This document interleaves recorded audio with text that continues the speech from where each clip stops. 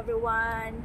Andito pala ako sa may Aberdeen Marina Place. Ayan. Can see the view. It's a nice view. So, dito tayo guys. Tambay muna tayo for a minute. Gawa tayo ng gawa tayo ng content. Yung content na nakakapag-inspired, diba? So, ngayon guys, I'm so blessed kasi isa ako sa napili na 100k earners ng aming product na binibenta, yung aming food supplement na Real. So I'm so blessed guys. Ako isang OFW dito sa Hong Kong. Aside sa aking trabaho, ayan yung aking ginagawang extra income para sa atin, sa health and for the future. Kasi hindi naman tayo forever na bilang isang OFW na mag-stay dito. So, kailangan natin ng pagbalik ng Pilipinas, meron tayong ibang mapagkukunan ng income. Aside sa pag-Facebook, sa pagre-reels. Kasi hindi natin alam until now, matagal pa, hindi pa siya nag-work yung ating Facebook. Ang dami na nating mga binigay ng mga reels, kung ano-ano, pero hindi pa nakita ng ating FB. So, dito tayo sa pag-Real, ika-copy paste lang natin. I-share natin yung good news, i-share natin yung isang magandang opportunity na pwede tayong kumita habang meron tayong trabaho. Pag-online lang din. And then, big blessings po kasi isa ko sa napili. And then, I'm so blessed na hindi ko na-expect na ganun pala. So, dito sa Hong Kong, maraming magagandang opportunity na dapat mong magawa. Hindi lang bilang isang nagtatrabaho, bilang isang katulong.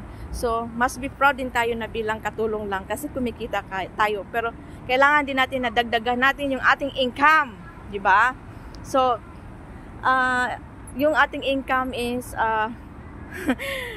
kasi hindi man tayo forever na OFW, diba? May time na uwi tayo sa Pilipinas and hinahanap natin, nag-work tayo dito para pang negosyo, nag-work tayo dito para ipangpuhunan. So, while not now, i-start na natin. Now, i-start na natin na gawa ng paraan yung ating pagnenegosyo. So, guys, ayan. Kita nyo yan yung blessed na lugar. Hindi man natin yung iiwanan itong lugar kasi ang ganda. But, uwi rin talaga tayo sa ating hometown. Yung ating hometown na Pilipinas, yung home, yung ating safe na home talaga. So one day, magagawa natin yan. Soon, makamit natin na, makasama natin ating family. Sa tagal ko na dito kasi napatapos ko na yung mga anak ko, but syempre, napapagod na rin yung katawan nating lupa. Need na rin nating for good.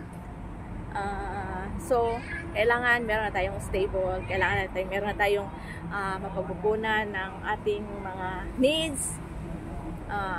Kasi, ang naiipon natin, resibo. Resibo ang naiipon. Kaya, tuloy-tuloy lang tayo.